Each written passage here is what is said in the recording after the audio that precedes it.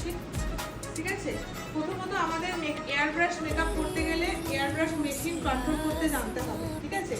যে air brush machine আমরা কীভাবে অন অফ করবো।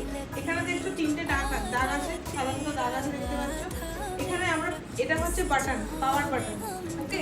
তো কি করবো, পাওয়ার বাটন নিয়ে আমরা ফার্স্টে অন করবো। দেখো একবারে 3টেই অন হয়ে গেল।